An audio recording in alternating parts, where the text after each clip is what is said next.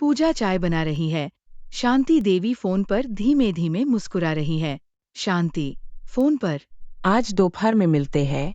विवेक office चला जाएगा और पूजा तो घर के कामों में व्यस्त रहेगी। पूजा यह बात रसोई से सुन लेती है, लेकिन चुप रह जाती है।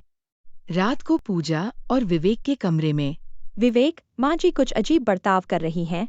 लगता है किसी के साथ उनका रिश्ता है। अरे पागल हो गई हो?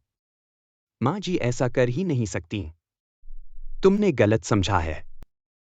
ठीक है, मैं कुछ साबित कर दूं तो विश्वास करोगे।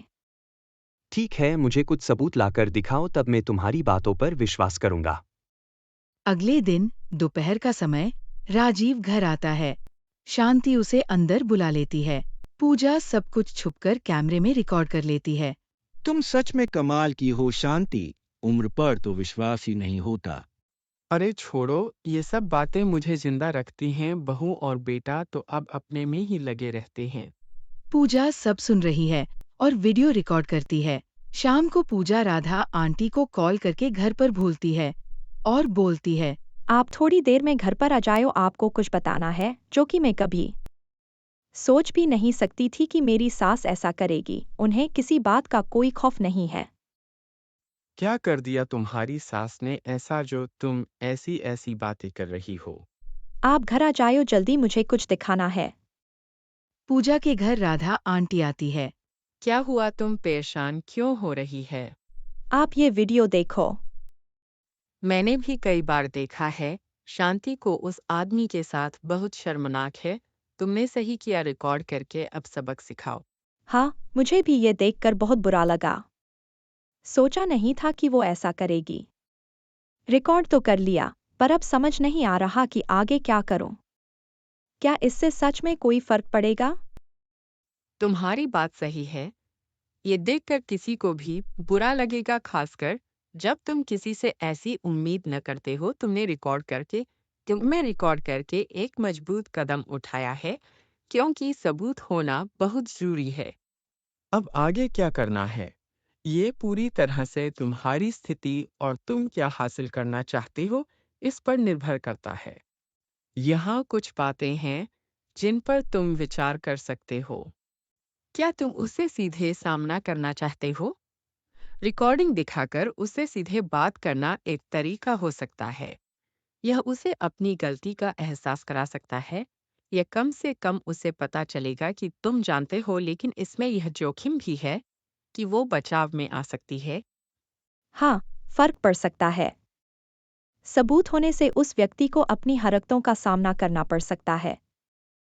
हो सकता है वो अपनी गलती माने, या कम से कम भविष्य में ऐसी हरकत करने से पहले सोचे। मुझे तुम्हें कुछ बताना है, बस तुम गुस्सा मत करना।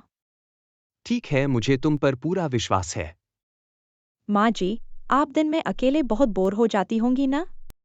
आपको कंपनी देने के लिए कोई आता है क्या? शांति चौंकते हुए। नहीं, कोई नहीं आता। पूजा फोन निकालकर। अरे ये वीडियो देखिए ना, इसमें तो कोई राजीव अंकल दिख रहे हैं आपके साथ। शांति का चेहरा सफेद पड़ जाता है। विवेक भी सन्न रह जाता है। विवेक गुस्से में, माँ, ये आपने क्या किया? आपसे तो हमने कभी ये उम्मीद नहीं की थी। हमारा भरोसा, आपने हमारे भरोसे को तार तार कर दिया है। हमें लगा था आप हमेशा हमारे साथ खड़ी रहेंगी, हमारी ढाल बनेंगी, लेकिन आपने हमारी इज्जत से खेल रही थी। हमारी नहीं, अपनी इज्जत से भी। ये सोचकर भी रूह कांप जाती है कि आप ऐसी हरकत कर सकती हैं। हमारा सिर शर्म से झुक गया है। इस बात का अब क्या जवाब देंगे हम किसी को? ये सिर्फ आपका मामला नहीं है, ये हमारी पूरी पहचान पर धब्बा है। मैं अकेलापन महसूस करती थी। घर में सबको समय नहीं होता, बस एक सहारा चाहती थी। माँ जी, अकेलापन गलत रास्ता अपनाने का बहाना नहीं होता। आपने जो किया वो एक औरत के नाम पर कलंक है। अब आप राजीव से कभी नहीं मिलेंगी और समाज के सामने सच कबूल करेंगी। उसी टाइम पड़ोसन भी आ जाती है। शांति सबके सामने हाथ जोड़कर माफी मांगती है। मैं जानती हूँ कि मुझसे एक बहुत बड़ी अक्षम्य भूल हुई है, मेरे पास शब्द नहीं है यह बताने के लिए कि मैं कितनी शर्मिंदा हूँ। मैंने सिर्फ आप दोनों के विश्वास को ही नहीं तोड़ा, मैंने उस डोर को तोड़ दिया है जिसने हमें बांध रखा था। मुझे इस बात का बेहद अफसोस है कि मेरी वजह से तुम दोनों को इतना दुख पहुंचा। बेटा गुस्से में वहां से चले जाता है। पूजा, तुम्हारी समझदारी ने हमारे परिवार को टूटने से बचा लिया। मैं तुम्हारा हमेशा आभारी रहूंगा। रिश्ते प्यार से नहीं, समझदारी से टिकते हैं विवेक। और अब हमें माँ को सही राह पर लाना है।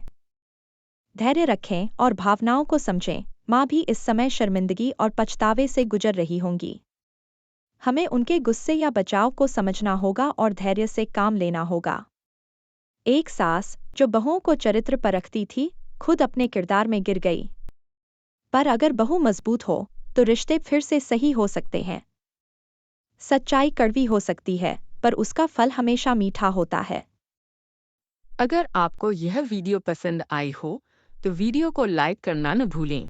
अपने दोस्तों और परिवार के साथ इसे शेयर जरूर करें और नीचे कमेंट करके अपनी राय जरूर बताएं। और हाँ, चैनल को सब्सक्राइब करना बिल्कुल न भूलें ताकि आप ऐसी और दिलचस्प वार्ताओं पर मिस न करें।